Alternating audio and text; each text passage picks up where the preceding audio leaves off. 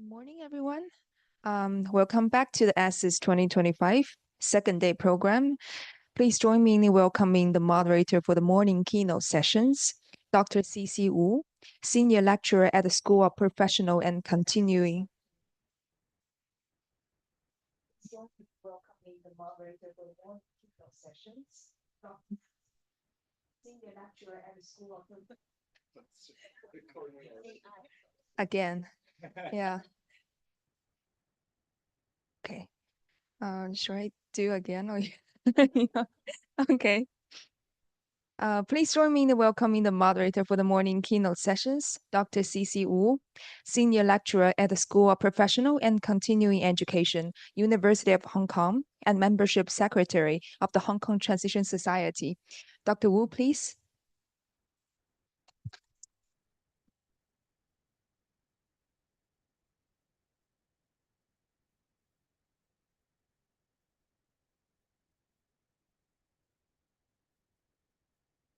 Okay, so thank you. It's my great honor and privilege to chair this session. So the first session will be delivered by Professor Lee. Professor Lee is Distinguished Professor of Translation Studies and Director of the Center for Study of Translation, Interpreting, and Cognition at the University of Macau. And Professor Lee is currently president of the World Interpreter and the Translator Training Association, president of International Association of Translation, Interpreting, and Cognition, vice president of Chinese Corpus Translation Studies Association, and the vice president of Chinese Cognitive Translation Studies. Plenty of titles. Okay, and I think all of you here already know him very well. And now, let's go directly to our speech today. It's titled Form-Based and Meaning-Based Corpus Assistant Analysis Processing Roots in Chinese English Consecutive Interpreting. Now, let's welcome Professor Lee. Thank you very much for the very, very kind and nice introduction. So the title of my presentation today is Form-Based or Meaning-Based Corpus Assisted Study of Processing Roots in Chinese and English Consecutive Interpreting, but with a huge big plus, because there will be two parts to our talk today. I'll be speaking first, and then my colleague, Professor Victor Lee, will be speaking after me. So right, and we made this arrangement. It was a big extension when we came to this conference. Originally, it was I was going to be the one to speak for the entire time, but then we thought that quick steer is a very interesting extension to this project. So we thought we might as well just share the entire sort of inquiry with you. And of course, like each time when I speak together with my colleague, she complains that I speak for too long, too much time, and even talk nonsense, 胡扯. So she said I'm going to speak for 10 minutes and then the rest will be taking over. I want to give her plenty of time to speak today. Right. Well, I remember when I was introduced as the president of the World Interpreter Translator Training Association. For example, if you're doing interpreting, when you hear this terminology there, this proper noun like a World Interpreter and Translator Training Association, how are you going to render it, right? If into Chinese, for example, there will be quite a few, correspondence you can do. You can go for the meaning. 比如说世界口笔译者是吧？协会，比如说教育协会。也可以说世界翻译教育联盟，或者世界翻译教育协会，或者直接说世盟。So you can hear actually different renditions, reviews actually different ways we process the information. Do we go for the meaning, right? 世界比如说口笔译者训练培训协会，对吧？ Or do we just go for say pairing? Say 世界翻译教育联盟, right? So, it's believed that generally there are two processing routes in bilingual transfer. One is called form-based, or more like horizontal, we do pairing, right? And the other is meaning-based, right? We go through a loop, right? Will go sort of vertical, bottom up, and then top down. So both form-based horizontal and meaning-based vertical processing rules are essential for bilinguals. The form-based route ensures rapid lexical access and initial language activation, while the meaning-based route ensures accurate and coherent communication. So if you look at the graph here, you can see the one the well, on my right hand side is more like a horizontal. You can see the directions, right? Horizontal, foam based, and the other is more vertical, right? So bottom up and top down, right? So then, of course, like we also, this thing has been fascinating those who are interested in doing interpreting or interested in interpreting studies, because we want to also know how we process information, right, when we interpret. So research, likewise, has identified at least two types of processing routes that occur in interpreters' brain during interpreting tasks, form-based and meaning-based. So form-based process is also known as structural horizontal transcoding, while meaning-based is referred to as conceptual mediated transfer. Transphrasing, that's the term we have used, and then Professor Victor Lee will be speaking on this too. And vertical interpreting proper. Well knows Selakovic, right? She believes that form-based processing involves a word-for-word, verbal, direct, literal translation from the source language to the target language. In contrast, meaning-based processing involves interpretive translation, or what she calls as interpretive transposition. However, which route dominates, right? Which do we go for automatically, right? For example, Teknon Condit believes that there's, literal translation is the default translation strategy for all translation, all translators. However, Selakovic believes that she's, we link her with the verbal deverbalization, so automatically goes for the meaning. So here, really, we want to know like which route dominates, right? So some argue that form-based processing routes are predominantly used in interpreting translation, while others believe that meaning-based processing routes generally prevail. I've explained this. Selakovic claimed that meaning-based processing routes is more frequently applied in real-life interpreting situations than form-based routes, although she didn't provide any empirical evidence to support the claim. However, like in the 1990s, mid-1990s to late 1990s, we have quite a few studies published arguing otherwise. For example, they argue that the use of these processing routes, meaning-based or form-based, depends on circumstances, such as the type of discourse that's being interpreted. So we can see there, attempts have been made to resolve this controversy from actually other disciplines as well. For example, psycholinguistics, neurophysiology, and of course, our own discipline, interpreting. For example, just a few examples to share with you. In psycholinguistics, we believe that there are quite a few factors that are at play. For example, language competence, language to competence, the experimental stimuli, and also the presence or absence of translation expertise. Garcia 2015 did a very nice, rather comprehensive survey of literature.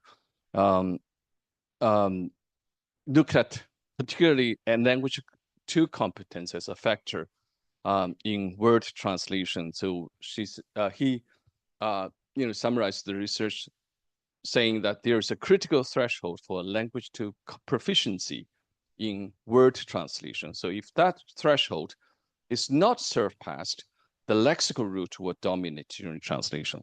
Otherwise, the conceptual route will prevail. So there are a number of studies which supports this sort of a statement. However, we know that in these studies, like listed there are some we can say probably shortcomings we might want to consider here. For example, in many of these studies, they are using average bilinguals rather than really translators or interpreters, right? And that makes a huge difference. And the other thing is when they are doing these experiments, they are looking at these single word translation tasks. So this kind of paradigm is used completely devoid of context. We know that context is extremely important for translation and interpreting as well. Right, and then neurophysiology we also observed that some patients, interestingly, they can accurately translate utterances without fully comprehend the message. Right, so in other words, they can, they may not necessarily understand the meaning of the source language utterance. So we can see the findings suggest that conceptual representations may not always be involved in translation process. And then we are familiar with the work by Fabro and his colleagues, for example, explore whether the two processing routes involve different functions of cerebral hemispheres using the verbal manual interference paradigm. And they found that the brain's motor structures appear to be more involved in meaning-based interpreting rather than form-based interpreting. And in further study, observed that a significant difference in typing hesitations between word for word and meaning-based tasks among students. And further study shows that student interpreters were found to make more syntactic errors than professional interpreters. So sort of briefly sum up these findings, we can see the results suggest that both student and professional interpreters may rely more on meaning-based approach than the form-based approach. And then in our interpreting, we've spoken about that already, the work by, by Selakovic, like even her PhD dissertation. And so studies using these methods often conclude that the form-based approach tends to dominate over meaning-based approach, both among professionals and amateur interpreters. However, the findings contradicts the findings from psycholinguistics and neuro linguistics perspective. So that's why we want to conduct this study using Corpus as a tool to see whether we can find any evidence to really delineate on this issue, which route dominates. And of course, here we know that all those studies were, were done on translation in between most European languages. So we wanted to bring in a Asian language into the discussion. So therefore, we aim to further investigate the issue by expanding the research into the area of consecutive interpreting as well, by exploring the tendencies in interpreting involving English Chinese, right? And so the primary question is here, which processing route dominates in English Chinese consecutive interpreting? And of course, you're all familiar with this, so I'm not going to really bore you with the detail. Also, I'm mindful of the time. So here in the, we used both press conferences given by Premier Wen Jiabao, and also China-US bilateral talks. So there are two kinds of data there.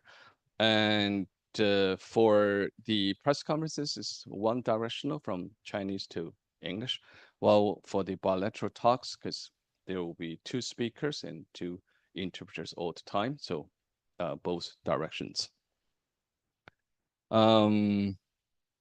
Right. Well, here's we have all these transcription conventions just to show you these are the, we do have some conventions to observe, so to make sure that our transcription is consistent, and eventually you can see these are the number of words. It's a 200,000 word, a little bit over 200,000 word corpus of consecutive interpreting. And the materials, this is more sort of a detailed list of the, it's not complete because there are entries you can't see here, but gives you an idea, the kind of text we used in the corpus, and this is how they have been cleaned, they have been aligned, they have been annotated. That's how they the data looks like. Right. Right, so this is the thing we used. This is a tagging scheme. We have a rather sophisticated tagging scheme because we had quite a few PhD students doing Corpus assist study with us. So we really spent time and working out these schemes for Corpus. Right. So these are so we all know that when we want to look at a phenomena in particular, we need to have a window, right, to to really study the thing that we are interested in. So we used culture specific items as a window to look at the processing routes. So here we use culture specific items.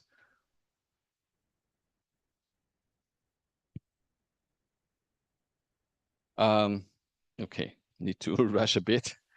Okay, so and then when we look at these culture-specific items, we look at them at four sort of dimensions: grammatical units, root words, compounds, phrases, and then the categories. For example, types of CSIs, proper names, metaphors, collective quotations, language direction, obvious, setting, press conference versus bilateral talks. So this is what we have found here. For example, in terms of grammatical units, if you look at the for here we use proper nouns as the key to look at the issue. So here you can see predominantly they are form based. You see 69.97%, 73.29%, 84.66%. So I've spoken for 15 minutes already. But anyway, I just show you the idea. This is what we've been doing. This is like proper names in consecutive interpreting English Chinese. You can see form-based roots already again. And then here's more sort of explanation about this. And this is like looking at how proper names contrast with other types of CSIs. And basically, these are the numbers. I'm not going to talk too much about the numbers, but briefly, what we have found so far is based on the evidence gathered in this context, no definitive answer can be provided here in regards to the controversy. In other words, dominant processing route varies actually depending on the context, on the four dimensions of the grammatical units, the setting, the types of CSIs, and also the language directions. So we can see the functioning of the dominant route is influenced by a number of factors, as I said: grammatic complexity, nature of the source item, language directions, and whether the interpreting setting is multilateral or bilateral. Right. So based on this study, we conducted another study using near infrared spectroscopy to sort of compare, the cognitive load and also involved in the two types of processing, which is transcoding versus transphrasing. My colleague, Professor Victor Lee, will come and share the work with you. So thank you very much. A very warm welcome to Professor Victor Lee. Thank you, Professor Lee. Good morning again. Right. I feel really thankful for this opportunity to speak here. Right. So that's that of transcription from the previous press conference conducted by a former PhD student, and so he left. That is his conclusion. Of course, I was not satisfied. And well, I was not in touch because we haven't actually got a definite answer for that. So these two processor routes for bilinguals, right? Have you found actually enough evidence? Is it true that for one strategy we have to go through meaning, and can we actually bypass meaning? Is there any process? Is the order processing that really can indicate the kind of shortcut? And also I think for this one only focus on, if you look at the annotation, the transcription, I focus on the CSIs, and we continue to use that as the CSI culture specific items. That's after Mona Baker's definition for CSI. Actually, I think for corpus, when it's written translation, I agree with Bart. As many have indicated, it cannot give direct, implication about human cognition. However, for auto interpreting because of the time factor, the recording, and with very careful analysis, you actually can give a lot of information about human cognition. Bart does a lot of that. So the sound transcription, actually you can do right, the transcription, you can get milliseconds, the timestamp. The accuracy can be up to millisecond, and the length of pauses, number of pauses, hesitations, number of repetitions, speech rate, and even the voice quality, they all can tell a lot about cognition. But anyway, here, so when I asked that students to explore further, he said, I'm sorry, time and money are not on my side. All right, so it means that yes, you all you laugh because you can appreciate that to do research, you need time and money. So I started investing, continue to explore this question. So Professor Lee has shown these are originally from Bahati, and I think the charts drawn by Professor Lee easier to read, even easier. Well, this is by the growth that is based on Bahati's chart, indicating the two processing routes. So one is for just untrained bilinguals. So when they do translation, when they do transfer of information between the two languages, they will go through the loop that is meaning-based. And however, interpreters, especially simultaneous interpreters, would establish these shortcuts, the shortcut at different levels, and how these shortcuts are formed. The growth has got a beautiful metaphors that those that fire together, wire together. I agree with Bart that interpreters ought to be more humble. Humiliation is something, yes, I do have a lot of that humiliation. However, Bahati also indicates for interpreters, we do establish a kind of something special. Whether it's really about connections in the brain, how the brain is wired or not, at least the number of pairing that we have that directly link the source item to the target, the translation equivalence. So when you hear the term in the source language, instantly is linked to the target language equivalence. That in Bahati would say is the interpreter's signature. So the stronger the interpreter, the more pairings these interpreters will have stored in the long-term memory. And for Professor Daniel Zhi, he uses this gravitational model, and means that the more often you activate this pairing, the more quickly you can retrieve this pairing when you need to use it. So I started collecting on myself, collecting data on myself.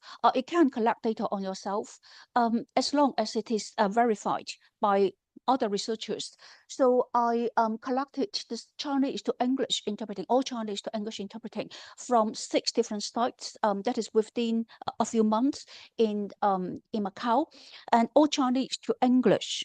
So this is one of the sites. And I have to say that it takes some courage to actually listen to your own interpreting. Interpreters very often, they say after we have done the job, we just forget about it, don't want to think about it. But then to actually do the transcription and to research on it, even reflection, what very useful. It is very useful. And I transcribed by hand at that time without help, because at that time, sound recognition technology was nothing like what is like now. However, just in a few years, it becomes a lot better, just like AI translation and everything. Today, there are kindergarten students, and tomorrow they are university students. So that's the, but I transcribed every single word by hand and did the annotation by hand, just about 6 an hour. I haven't put a slide about the details of data collection and transcription here. But transcribing your own recording, and then you hand it to a colleague to verify, and you have to face all the mistakes and everything that you have missed, and go over it again. It takes some courage, but that itself is very useful to students learning interpreting. I have to say that it's like once you see it, once you acknowledge it, it's just like magic. It disappears, and all these problems disappeared. So this is the result that I get. Altogether, we extracted 822 culture-specific items. We focus on culture-specific items because it creates problem for translators and create problems for interpreters. And it turns out that it's quite a significant proportion of omissions. So just simply omit it. And then among those that actually verbalized, almost half of them were using the shortcut, so the memory pairing to render. That is higher than average, but it makes sense because that was my own setting. They're all government events, and by that time I was already a veteran interpreter, so it got larger number of pairing. And then also almost 40% or 38%, I render it using paraphrasing, going for the meaning. So that again corresponds with many scholars' observation, whether it's professional or students. They will all resort to an array of a mixture of strategies and not just one single strategy. Still, Corpus does not really give you direct insight about what's actually going on in the brain. We're still, as Professor Lee says, we're still guessing. So when I work with Corpus, I was mainly using my own time and my own money. So once we switch to this technology, I cannot say that this is my own time, my own money anymore, because inevitably I have to use other people's time. I had to spend the government's money. So we got this FNears, we started doing it in 2016. I'm from Macau, but I don't like gambling because however, I noticed that I like risks. Risk taking. Professor Jude said, for interpreters, you need to be able to take risk. Professor Chen, you agree? Yes. So I said that I get it out of the system completely. Interpreting is a lot more exciting than gambling. And then I have to say that research involves even more risk. How much money you need to put down and the time you put the time you need to use, other people's time that you need to use, that makes the stake higher and higher. So research is even more exciting than interpreting, than gambling. So I'm not interested in the games in the casino. As a joint effort, so we work with engineers. So that's the experimental design. For the three strategies, code mixing. Well, for interpreters more familiar with the term, that is code switching. That means that in certain setting, in certain context, you're allowed to code switch. So we take that. So you just or you can call it zero translation. It means that you just repeat the sound of the original. So we take that as the baseline. Then there's this transcoding, that is pairing, and there is this transphrasing, and some would know it as paraphrasing. However, we chose to use transphrasing here because paraphrasing, that can be for example, John Dryden. For John Dryden, that indicates freedom. However, the kind of going for meaning in oral interpreting sometimes is not about freedom. It can be very cumbersome. You do not have the equivalence. They get so desperate to get the result, desperate to go around it and try to explain it. So we use the term transphrasing. For this kind of experimental studies, we cannot just say one single trial, we can draw the conclusion, because there can be accidents. It can happen, it can be just coincidence. So for years, in this case, we use 15 trials for each strategy. For EEG, very often we ask for at least 30 or 40 trials.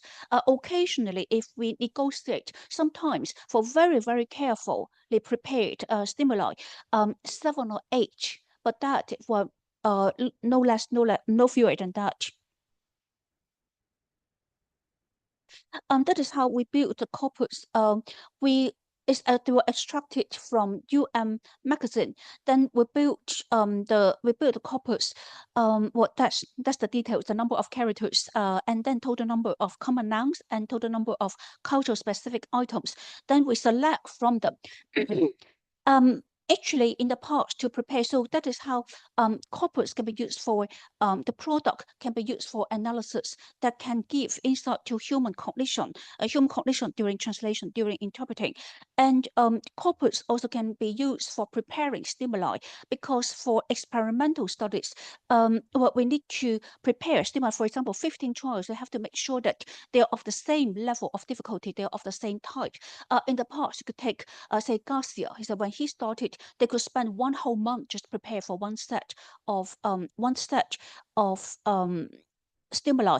However, nowadays with corpus technology, especially the automatic corpus technology, we can do it a lot faster and more reliable as well. So we extracted. So actually extracting these culture specific items are done by hand. So of course we got research RAs to help with that, and eventually after some trial runs and so on, we selected 15 items for each. Participants, you notice that very few. Some would say that for experimental studies, you need at least 30 subjects. In this case, we got 10. However, they were very carefully selected for especially for MRIs and so on. The sample size is inevitably small, but in this case, we have to make sure that the subjects are very similar. So they're all from the same class, and I observed them for over 1 year, and only those who got A and A minus were selected. So it means that they're very similar. But of course, the inferential significance only apply to people who are like them, not just any bilingual. So this would be highly trained, advanced bilinguals, probably more like you guys, students sitting here. And this is the FNU setup. And we focus on the left prefrontal region, and for previous studies done using PET, is identified as the region and mostly responsible for simultaneous interpreting. So we got 14 channels, and that will cover the part responsible for working memory, and then the part responsible for decision making, conceptual mediation, and then the part responsible for speech production, and that is the traditional broadcast area. And while the part it also covers the part, the STG, and that is the part traditionally we call it the Wernicke region. So that is the processing of meaning. The results. So if we look at the curve, the pink one is for pairing. It's true that for most channels, green is the highest. Green is for transphrasing. And then the blue one is for transcoding. That is the baseline. So you can see the transcoding is true as all say the lowest. But you see that in 3 channels, the pink line is higher than the green line. That indicates that for pairing, and these 3 channels, that is a broadcast region, right? So the top, that is pairing. So this so for Professor said this direct equivalence. If we see that the activation, the part that is leakage, that is the part that is a broadcast region. It's got the strongest activation, stronger than the same region activated using transphrasing strategy. And the thing is, the activation happens very fast, and it goes back lower than the baseline very fast as well. And the activation is localized. Then the baseline here can hardly see any activation, but actually there is activation. Normalized is this is normalized. So compare with that is hardly anything. While transphrasing induced the most extensive activation. However, in the broadcast region, the activation is not as strong as the pairing strategy. So for details of preparing for the stimuli using corpus, that is in this article. So at the lexical level, the two character compound word, we have proved that using the pairing strategy, we can bypass meaning. So certain regions we can bypass certain regions. Then we move on to, the stack gets even higher. MRI, you got MRI, so you know how expensive MRI is and how expensive it is to conduct MRI, and how to, this one at sentence level, again, you use Corpus technology. This is at the sentence level in the past to prepare stimuli, to get the enough number of stimuli, enough number of sentences of the same structure, the same level, and so on, will be very time consuming. In this case, we use 1 month, but the details of preparing this corpus again is in this article. So can in the methodology part is this the way to prepare the stimuli is described, and so this is the setup. We overcome some technological barrier, including controlling head motion, these noises, and while the headset noise would be, that we got commercial products to deal with that, and the microphone, this noise cancelling thing, they're all there. This is set up, and this shows how extensive the activation is, but we can actually track the pathway of the whole brain, the pathway of the processing, of the information processing across the whole brain. Well, it will take a few seconds. This one is sight interpreting Chinese to English at sentence level. Then see what again. This part is the visual part, and that will be the first part that's activated. Yes, the first part activated is the visual part. And then eventually get to self-monitory part. Then this part, the one in the middle, that indicates self-monitoring. Right, so with this, we can actually track the pathway of information flow. Theoretically, it can track whether this pathway can bypass the STG, the Wernicke region.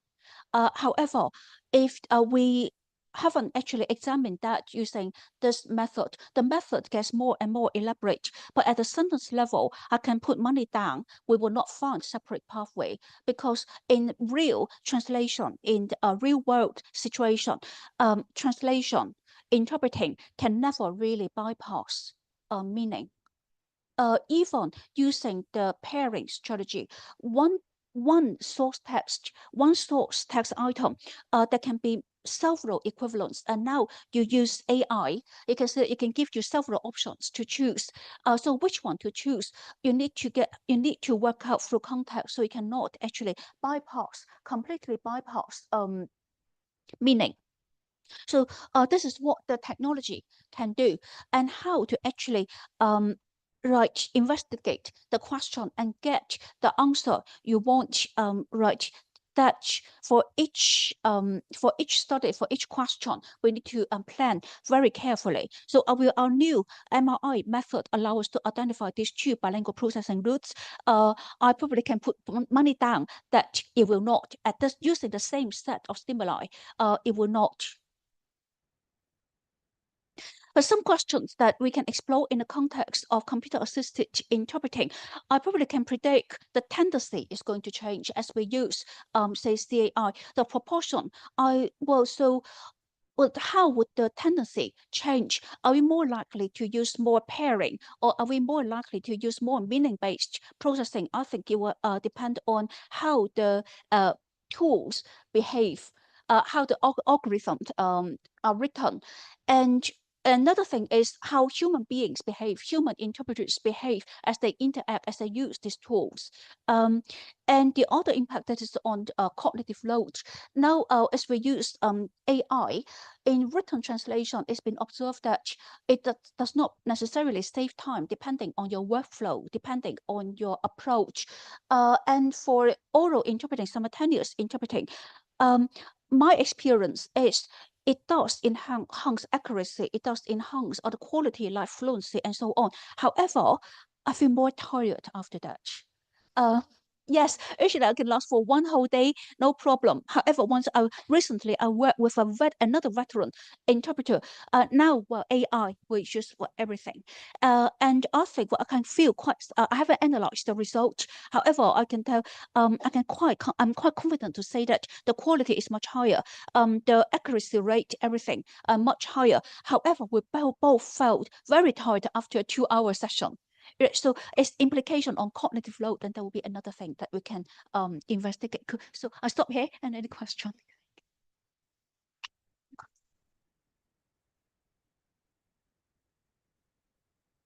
Thank you very much. Thanks for our two speakers. So now any questions from the floor? And also online, any questions? Yes, please.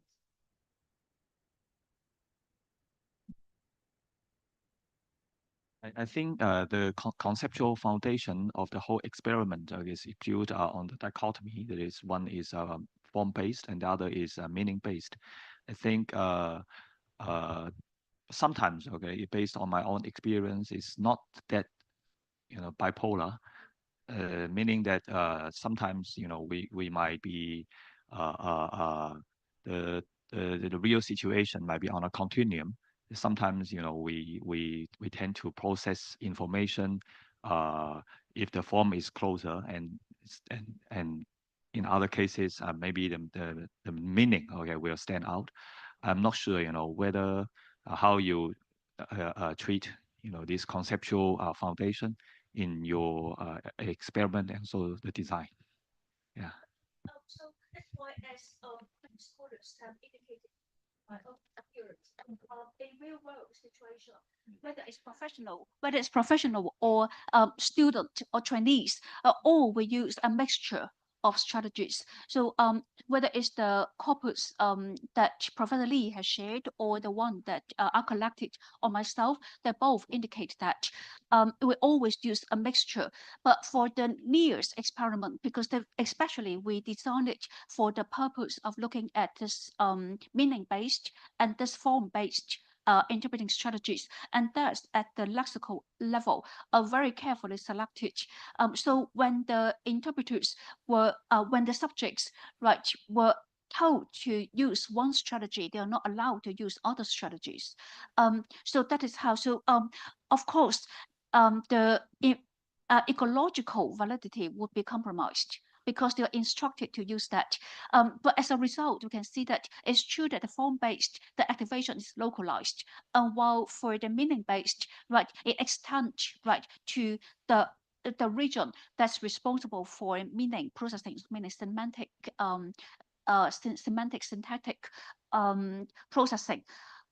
Yes, that is why I say for the other one, MRI, we haven't actually done that experiment because we have to see whether it's worth doing it or not. If we still investigate the same question using a different tool, it might not be actually. If we already got the result that is convincing using one technology, is it worth it to use another technology just to get the same result? That one is designed, the MRI one, that using at the sentence level is not designed for that purpose. And at the sentence level, I still cannot see how it can bypass meaning. So that is why I say I can put my money down that we will not separate. Although my colleague, that is Professor Ray Song Huang, right, he constantly elaborate his his technology, his method, and now we can get down to, well, MRI already got a very high spatial resolution. Then he got a temporal resolution that is right comparable to ERP. So now we almost can use the MRI like ERP.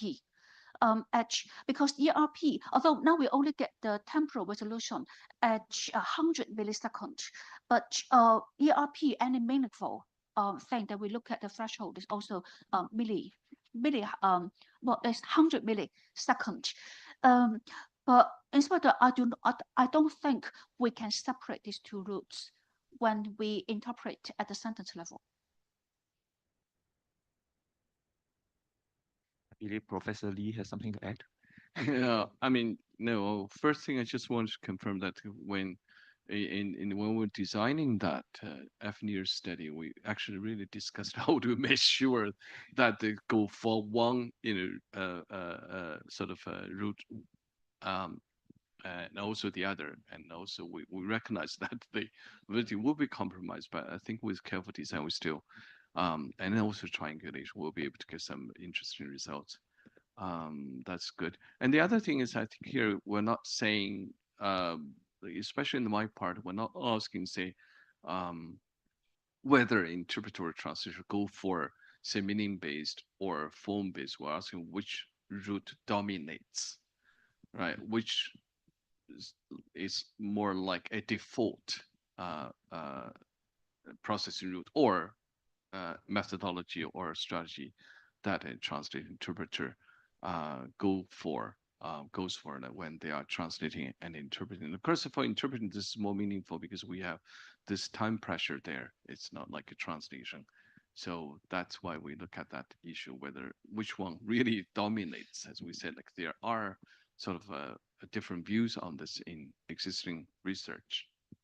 But I think for handling of certain items like terminology, um, I can, well, my prediction is pairing will dominate with computer assisted interpreting, because now the way I use it, if I use it when I can predict that for that function there will be lots of technical terms I might not be familiar with, then that is what the tool can help. Well, get the source transcribed and also get the recommendation for the target items that I choose. And that processing would not be the same as the traditional way of interpreting. That is, well, you store it in, as Bahati described, you store it in your long-term memory, interpret the translation pairs, the translation equivalents, then very quickly retrieved. It's not going to be like that. Yeah, thank you. Anis. Thank you very much. Janice, possibly the last question. Okay, thank you. I'll try to be very quick. Thank you very much for this very interesting presentation. Every time you present, I learn a lot of new things. So my question is relevant to the use of the two translation strategies in relevance to perhaps kind of languages, a number of languages one possess. Because recently, Vincent and I did a meta-analysis review of existing studies of FMI studies on simultaneous interpreting, and we found that multilingualism versus bilingualism may play significant roles in the kind of results of FMI research relating to simultaneous interpreting. So I wonder from your observation whether or not this can be a factor affecting the kind of usage of translation strategies. Thank you. Wow, that is very interesting. Well, you examined one of my PhD students' thesis, and that is L1, L2, L3. So multilingualism, and it is found that the brain activation of that L3 for those who got Chinese, English, and Portuguese, their L3 processing is very similar to L1 processing. Yeah, so whether multilingualism plays a part in it, that's I think, very interesting thing to look at. Look forward to seeing the results. Yes. Okay, thank you very much. Because of the time constraint, so possibly we have to stop it here. Thank you again, our speakers today. Thank you for your very enlightening and engaging speech. Okay, thank you. And now let's welcome our second speaker, keynote speaker today. So actually,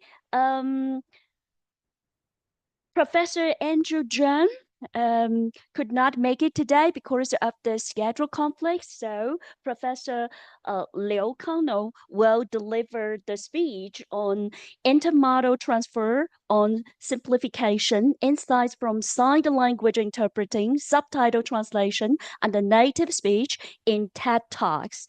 Professor Liu is Associate Professor in the Department of Chinese and Bilingual Studies at the Hong Kong Polytechnic University. His research focuses on empirical approach to translation studies, AI application in translation and language research, corpus-based translation research, and the studies on the translation.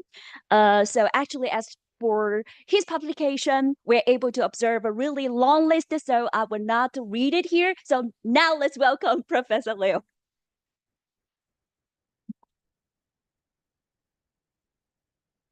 Thank you very much for your very generous introduction. So yeah, actually, this presentation should be done by Andrew, but Andrew currently is on an airplane to the United States. That tells that it's very important. Oh, where's the? Okay. Yeah. Is it okay? Okay. So we co-author this paper together. So that tells that it's very important to have collaborators. Sometimes if you're away, and another one, okay, can help you cover as a backup. Yeah. So that, yeah, you see clearly? Is it okay? Yeah. So the title of our paper is exploring the impact of intermodal transfer on simplification. We know that in the field of corpus-based translation studies, the researchers have long been interested in studying, the TUs. First advocated, proposed by Professor Baker, and Professor Wallace Chen. Yeah, has been avant-garde, okay, in this area, also studying TU explicitation between Chinese and English to Chinese translations.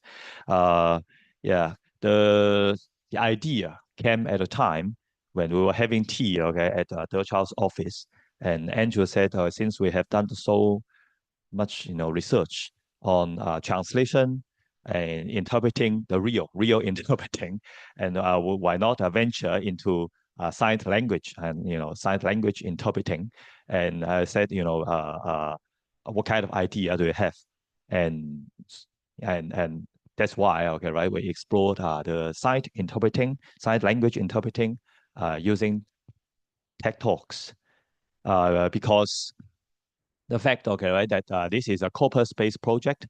We also, I think, although, okay, Derchow has done a bit of research using eye tracking, and me, I'm a proper corpus researcher, okay. And yesterday, I was also listening to Bar's lecture online, combining corpus and probably more, empirical based. That's the future trends I think we might also look into. But so for this particular research, we need to stick to one language, okay, comparing apple to apple instead of apple to pear. So there are three types of languages and all language varieties, and all these three language varieties are in English. So one is signed language interpreting, and the other is subtitle translation and native speech in TED Talks. A key word here you will see is intermodal, because for traditional translation and interpreting is, I would say, it's sort of unimodal, okay, right? Either from speech to speech or text to text. Yeah. See, yeah, to give you some ideas, I guess most people are familiar with this scene when President Obama was invited to give a speech at Mandela's, okay, right? Yeah, memorial service, and there was a fake sign language interpreter. Everybody, although the dead people, right, knew that he was interpreting gibberish, but people also criticized him for offending the deaf community. Yeah, so we are not sure, okay, at the time, actually, for us who are not familiar with signed language interpreting, we might not know how much information is actually being interpreted. Yeah, so that's some background. And the study does, okay, right, examines how intermodal transfer affects linguistic complexity and simplification in English outputs, focusing on sign language interpreting, And also in Tech Talks, okay, also provide a subtitle translation. It's also intermodal because I think it's Hans Gottlieb, the name I forgot. Okay, and he gave this term is called a diagonal translation because its subtitle translation is translating speech into text. Okay, so that's in a sense. Okay, that's also intermodal, and we already have, I think, the we can have a very safe presumption that the outputs, okay, should be more simplified than native English speech. But we are more interested in knowing how simplified, to what extent, all right? Yeah, these two might be more, to what extent, okay, they are more simplified than native English speech.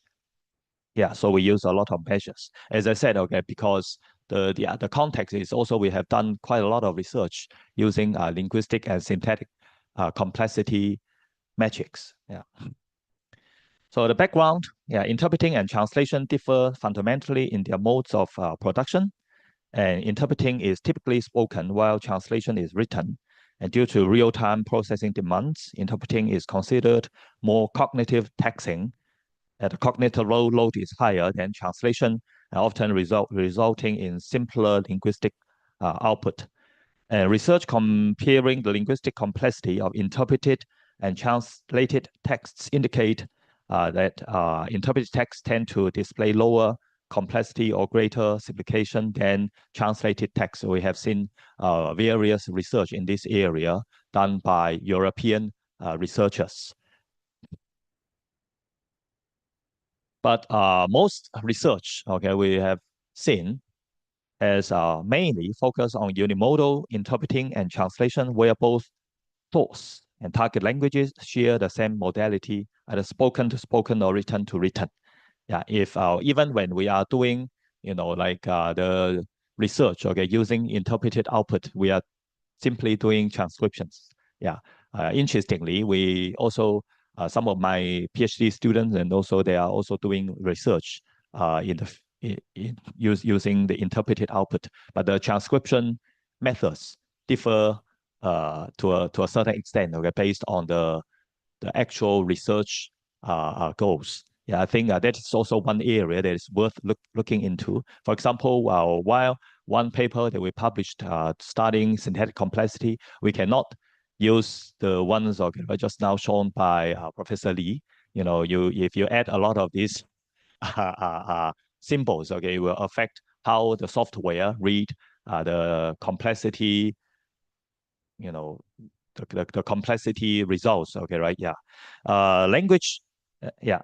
Okay. Second one, this approach, okay, as I said, overlooks the effects of intermodal transfer, and language can shift not only across languages but also across modalities. So that's why in this research we look into sign language interpreting. So the shifts may also result in differences in the linguistic complexity of the output. Therefore, yeah, Andrew said he believes, okay, this is probably the first study looking into the complexity of sign language interpreting. Yeah, this study examines sign language interpreting and subtitle translation, two processes that involve shifts across both languages and modalities. Sign language interpreting mediates between visual gestural, and in this case, okay, we use American Sign Language. Before doing this research, I didn't know that sign language also has various varieties, so-called dialects. Dialects. The British Sign Language might be quite different from the ones used in the States or maybe in China. Yeah. So, and auditory verbal languages enabling communication between deaf and hearing individuals. And on the other hand, subtitle translation transforms. Okay, as I said, okay, it's also there's a term called diagonal translation to transform spoken language into written text. So our study thus compares these three varieties, and with the native English text, okay, or native spoken English as a reference corpus. Yeah, some measures, okay, right? Yeah, when we want to measure linguistic complexity, we have a lot of measures. These are the measures traditionally used. I think probably Professor Chen is quite familiar. These are some of the measures used by Laviosa. Yeah, by Laviosa. For example, like type token ratio, lexical density, list head coverage, core vocabulary usage, mean sentence length. But these days, we have in the field of applied linguistics or second language acquisition, they have developed more sophisticated measures. Yeah, with some software, with a click of the mouse, we can get hundreds of measures. Okay, hundreds of measures. But of course, we are not simply interested, okay, right, in the numbers. There are some measures that have been, I think, firmly established in the field, so we can also borrow, okay, from these measures. In the field of translation studies, I think some of the measures like TTR these days have been in our various papers that we have published. Okay, they are used as descriptive statistics. Okay, right, sentence length, TTR, STTR. But 10 years ago, when we published a paper with Professor Lee, these are the real measures. Okay, that we use to really, okay, right, link our research to from description to explanation. Yeah. So recent advances in measuring simplification, to show some of the measures that we have used. We have used some, I will not say really novel, okay, right? Yeah, the PowerPoint is an improvement from Andrew sent me a version, so I improve it a little bit. But still, okay, I think it's an overstatement. Novel, okay, right? But not too novel. Yes, and these measures have been used in the fields of, think like information. Uh, what's the word? Information theoretical linguistics, okay, etc. So we use the entropy. For example, we have published some papers using entropy instead of TTR. Yeah, because entropy measures both the frequency and also the distribution, and thus it's a better indicator than TTR. Yeah, and also synthetic complexity measures. Yeah, quantify structural intricacy across clauses and sentences. There are, interestingly, at the time, there were two papers published more or less at the same time. One is published by Xi Jiajing in the Journal of Across Languages and Cultures. And we also published another one, okay, in PLOS ONE. And luckily, our paper came out earlier. And so our paper was more cited, okay, right? Yeah, then his paper published in Across. And we also used dependency distance. Yeah, so these contributions sort of, okay, right? We have enriched our understanding of the dynamic interplay between simplification and complexification. Okay, I did not use the word, yeah, or we say sophistication. Complexification in mediated language outputs. So of course, okay, right? Simplification has been observed as a universal tendency in the field of translation studies. The reason we found that simplification has been investigated a lot compared to other TUs, such as explicitation. One major reason being that we have a lot of metrics to measure simplification. Yeah, for example, like Italian to English by Bernardini and her colleagues, and French to English, Mandarin to English by Professor Liang Junying from Zhejiang University, and we also did Cantonese to English as well. Yeah, German to English. So these studies, okay, primary examining language shifts again within the same modality, either spoken to spoken or written to written. Yeah, the so-called, okay, right, intermodal transfer, such as sign language and subtitles, are not studied, or I would say understudied. Yeah. So our research questions are pretty straightforward, given the background, the research background, and also the existing research in our field. The first one, okay, to what extent is simplification evident in interpreted and subtitled English? yeah, compared to original English speech across lexical and syntactic dimensions. The second research question, how do English interpretations from ASL, American Sign Language, and English subtitles translated from spoken French differ in terms of lexical and syntactic complexity? And the third one, can the observed linguistic patterns indicate effects of source language modality signed versus spoken or mediated English? How do these patterns reflect the distinct constraints of sign language interpreting and subtitle translation within the TED Talks context? And what do they reveal about the similarities and differences between the two practices in information processing? Personally, I have the belief, okay, that the context is very important. When Baker, okay, was talking about TUs, and her idea is that it's irrespective of the language peers. But based on our research these years, we think the context, okay, right, the language peer still plays a very important role. When I sometimes refrain from using the word TU, but more sort of like a tendency, okay. And so the context, for example, we try to spell out the context. So when we are trying to link our findings to explanations, it's also relatively easier, and other researchers can, like reproduce similar research using other language peers to see whether they can arrive at the same conclusion. Yeah. So the data collection is pretty straightforward. It's from TED Talks. Okay, the TED, we constructed this TED comparable intermodal corpus, and the corpus includes 3 varieties of English, as I said, so I will not repeat here, save time. And to give you some ideas, okay, about sign language. Yeah, so this is interpreted English of deaf speakers. So this is using American Sign Language, and the output, okay, right, is interpreted English, so we can do the transcription. Yeah, and the second one is translated English of TED Talks in French. So why use TED Talks? Okay, first, okay, is the availability. Yeah, since we are doing corpus research, we need data. And yeah, at Hong Kong Poly U, we also share a lot of data to other researchers as well. Yeah, so if you're interested, okay, in using our corpus, you're welcome to approach us, okay, Dechao, Andrew, and we have this open mentality, okay, to share our corpus. So this corpus, okay, right? Yeah, availability.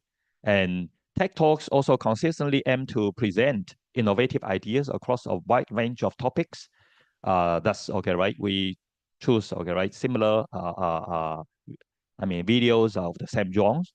Genre features highly prepared and well-delivered oral performances, so allows control over genre specific variables that may affect the linguistic complexity of interpreting versus translation.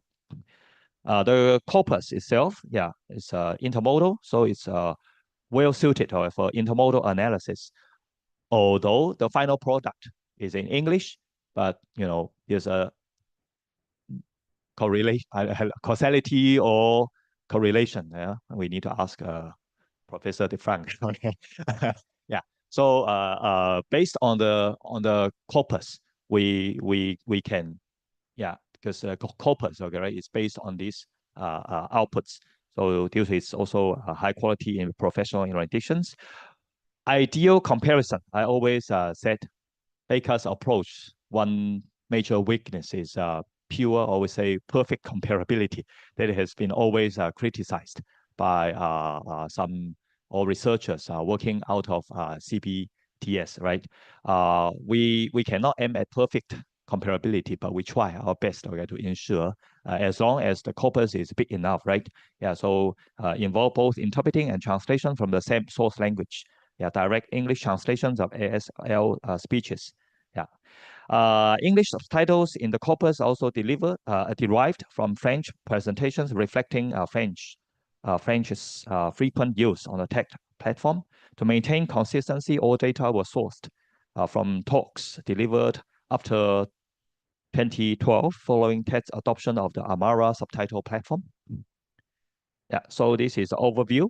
Yeah, still not very big. Okay, I can see the size, but it's good enough. Okay, for us to do some research. Yeah. The data processing, we use the two software developed in the field of applied linguistics by Professor Lu Xiaofei of the Pennsylvania State University. It's the first one, okay, to analyze LCA, to analyze lexical complexity, and the second one is called second language LCA, SCA, second language syntactic complexity analyzer, and it's based on Python, so it's a pretty straightforward for us to get the data. I also want to share some of my ideas here. I think some students or teachers ask me whether we prefer manual coding or software, okay, using automatic software. Personally, I would prefer, okay, using software, although the software is not 100% correct. But if you use several researchers to code the data, they might also have different ideas as well. But if we use the same software, even though, okay, right, there might be some, errors, mistakes, but they are consistent. Yeah, they are consistent. We can do, of course, we can try to do some verification. But normally, these two software have been quite popular and also have been, the accuracy level has already been tested in the field of applied linguistics. Yeah. Yeah, so this is the lexical complexity matrix. I need to, how much time do I have? Yeah. I need to control the time, right? 10 minutes. Okay, I have to be quick then. Yeah. So this is the measures. Okay, right? Yeah, the measures, metrics. We have measuring the lexical complexity matrix. And then this is a syntactic complexity matrix, also based on Lu Xiaofei. Yeah. As a matter of fact, okay, he was a researcher. He is also a close friend. And when I was doing research in using Corpus approaches to study translation, and he suggested, okay, he said, Kang Long, you should use my software to do some solid research. Okay. And he thought it was solid, okay. And now we have already published quite a lot of, I would not say a lot, okay, right? Yeah, some papers using his metrics. We helped him boost his citations a lot, okay. Yeah. So the results, let's look at the lexical complexity. Non-mediated production displays higher mean values than both mediated modalities, for sure. Okay, for sure. In 18 out of 25 indices. Altogether, there are 25. So we look at lexical, okay, right? So 18 out of 25. One-way ANOVA test review a significant corpus effect across 23 of the measures, with two verb-related indices showing no significant differences. Only these two, VS1 and VV2, I gave here. So VS1 is the ratio of sophisticated verb types to all verbs. And the second one is ratio of total verb types to total lexical items. Why? Interestingly, you can see when we also did some research. We found that interpreters tend to use verbs probably to control cognitive load, probably, okay, right, to lessen the demand of cognitive load. Verbs are easier, to probably in terms of pairing. I'm not sure does Vicky agree? Instead of like nouns, okay, right, or nominalizations. Yeah. So these are the results. I think I will not go in. Let's look at something interesting. So sign language interpreting and subtitle translation exhibit lexical simplification relative to native English. Yeah, that's pretty straightforward. However, the extent and patterns of this simplification vary between the two mediated modalities. We're also interested in seeing how, okay, right, yeah, SLI and also subtitled translation are different, because yeah, from a DTS perspective, the audience, when they are reading the subtitles, okay, or listening to the interpreted speech from sign language, yeah, how much information are they getting? Yeah, we also, I think, the reason why we did this research, we're also interested in that question as well. So subtitle translation demonstrates simplification across all three lexical dimensions, while SLI I does not show a statistically significant difference in lexical density when compared to native English. This is also very interesting. How do we measure lexical density? Lexical density is the proportion of content words, okay, to function words, right? Yeah, lexical density. So, yeah, this is the chart. You can see the lexical density. Yeah, lexical density. So direct comparisons show that sign language interpreting demonstrates lower lexical variation than subtitle translation, indicating a narrower lexical range in interpreted output. However, no statistically significant differences were found between the two modalities in other 4 lexical sophistication measures. Yeah.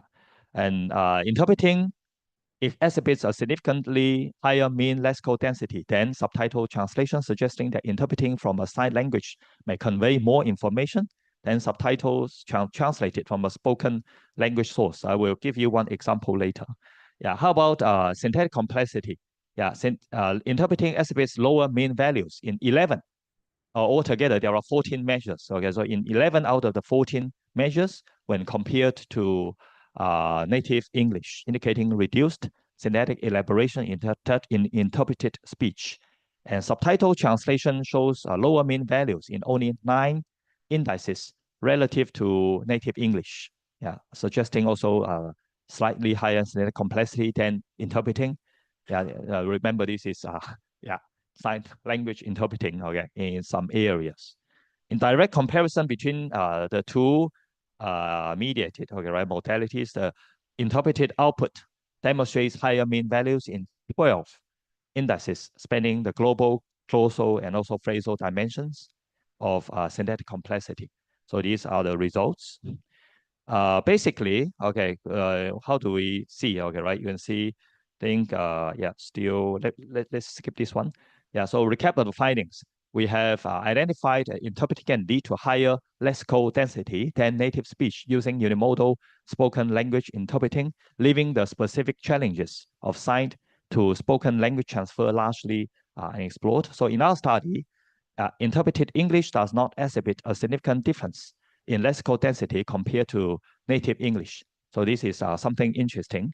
And interpreted English demonstrates a higher lexical density than subtitled English, suggesting that the modality of the source language, whether signed or spoken, plays a crucial role in determining the informativeness of the target English through the mediation process. So when measuring lexical density, I think it's interesting. Okay, it's interesting. One reason being probably American Sign Language. Okay, right? It's auditory, also gestural, and they're presenting information. Okay, at the same time, is yeah.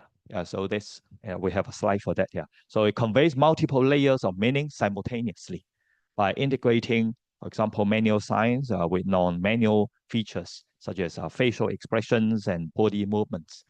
Around 2 weeks ago at Hong Kong Baptist University, okay, the Janice also has also arranged a signed interpreter, okay, to do the research. I found one interpreter very vivid, okay, with the facial expressions, while another, okay, right, was not very good at facial expressions. Yeah. So the multimodal nature to encode a substantial amount of information using relatively few signs, and that probably has resulted, okay, right, in a higher lexical density in the interpreted output. Yeah. So does not. Yeah. So here, yeah, the result. Other thing is the sequential nature of spoken French. Spoken French is an auditory verbal language. Looking at subtitle translation, so produce and heard one word at a time. The sequential nature of French limits the number of lexical items expressed in oral communication and leading to probably a further reduction in lexical density, yeah, when translated into subtitles. And the other thing I think is that with written language, we can probably add more function words. Add more function words. I did not include here, but interpreted. It's probably under the cognitive load. You might omit certain function words. Yeah. So think I would not go into details as to show you some interesting things. Okay, right? Yeah, example of edit N in English subtitle in both subtitle translation and also interpreted outputs. We found that phrasal coordination is used a lot. Yeah, and that was also found in one of our another study, and we found that interpreters, tend to use phrasal coordination, and also in translation as well. Yeah, in especially when translating from Chinese into English. Yeah, we were thinking. Yeah, we still have 5 minutes left. Thank you. We're thinking that, that's probably okay, right? Due to the cognitive load for one thing, because when interpreters, they have to use their cognitive resources to reduce the cognitive load. They tend to use conjunctions, okay, coordinate phrases such as and. Think this is worth exploring. I'm not sure, okay, right? I always these days, when by listening to Professor Lee's presentation just now, and also Professor Wallace Chen's presentation yesterday, I found that probably language pair plays a very important role, especially between English and Chinese. They are so different. Vicky, okay, if you are interpreting from French to English using CAI, you will not feel so tired. Okay, but from English to Chinese, they are really, really different. Okay, while if you need to do the interpretation at the same time, while paying attention to the screen, okay, using CAI, uh, I suspect it would be really cognitively taxing. Yeah. So this is worth exploring. Yeah, we found that also in translation and interpreting as well, and in this research, also from sign language interpreting, facial coordination sort of overused. Yeah, sort of overused. Yeah. Think I'll skip. Yeah, this is sign language interpreters. You can see too. Okay, a lot of N. Yeah, so I'm really N. See, yeah. Conclusion. This study, again, Andrew's words, okay, right, is the first to analyze linguistic complexity. I believe so. As a matter of fact, when we published some papers, we were approached by some European scholars. I forgot her name. One from Dublin University. Also, she said she's interested in studying sign language as well. But at the time, we already have this project ongoing. We did not want to show this kind of impression that we stole her idea. Yeah, this project was actually precedes, okay, right? Yeah, some yeah say some scholars are approaching us. Yeah, they're also interested. They see the potential of using complexity metrics to study sign language interpreting at the time too. Yeah, to analyze linguistic complexity in interpreted English from American Sign Language, subtitled English translations and native English speech using a self-constructed corpus. Yeah, by incorporating sign language interpreting, subtitle translation into Schlesinger's intermodal comparison framework.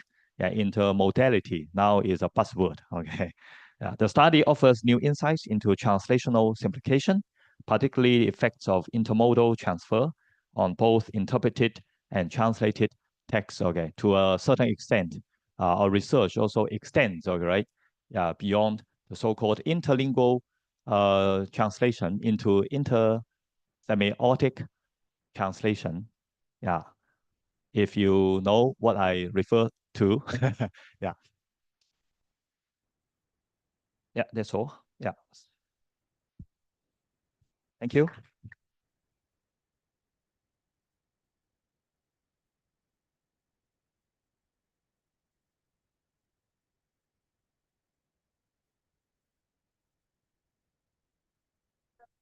Informative and enchanting speech. And now, any questions from the floor and also questions online? So if you have any questions online, participants online, please key in your questions through the chat box. So questions? Yes. Okay. So actually, we've got a question online. Yeah. I have a two-part of questions regarding the ASL to English to subtitle analysis. How do you account for the source language analysis of ASL, especially in terms of simultaneous constructions of ASL? The second question, since the subtitles were a reflection of the rendition of the signed interpreter with the English script provided by the speaker, so how do you account for the lexical density by comparing ASL source language English translated speech and English subtitles? Thank you. Oh, I have to read the question. The first one, okay. The first one, you can't. Okay, how do you account for the source language? American Sign Language is sign language. Okay, sign language. You cannot study the complexity of sign language. All right. So I said, okay, right, there are some innate inadequacies or something not really you cannot do, like in Baker's approach, okay, using comparable corpus, right? Yeah, so our corpus, we compare three things, yeah, three sets of data sets, and they are all transcribed into English. So for the first one, okay, it will be impossible because you cannot maybe in the future when AI develops really to an advanced level, more getting more sophisticated, then you can study the complexity of sign language, right? Yeah, I'm not sure that question. Yeah, the second one, since the subtitles were a reflection of the rendition of the signed interpreter with an English script. No, the subtitles, okay, right? The subtitles is another set of data, is another set of data. So it's it's a French speaker, and then we have the subtitles, right? Yeah. So this one you cannot say there's a linkage, okay, between the subtitles and the sign language. Yeah. So if I always said, okay, if you want to do research, the best we can do is we need to be at least, okay, right, self-justified. Self-justified. There are always some limitations because due to the time limit, I skip that slide. There are some limitations, and when we send our papers out, that we also received some criticisms, and some of these, okay, we try to address, and other things we cannot address, such as like perfect comparability. How? Impossible. Okay, impossible to address this issue. The best we can do is by using the approach proposed by Professor Lee. We try to use a thick description, okay, to spell out the context, yeah, to explain why things are like that. Yeah, using a sort of a DTS or a descriptive translation studies approach. Yeah, right. I hope I answer your question. Yeah. Thank you. Thank you. Any questions from the floor? Yeah, if you have more questions, you're also encouraged to approach Professor Andrew Chiu, okay, since he is the corresponding author, and he should take more responsibility. Yeah, and I guess Janice, you need to cut his honorarium as well, right? Yeah.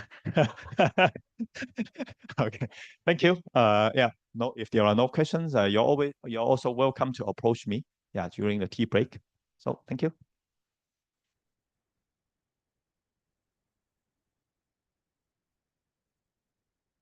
I think you can enjoy the tea break.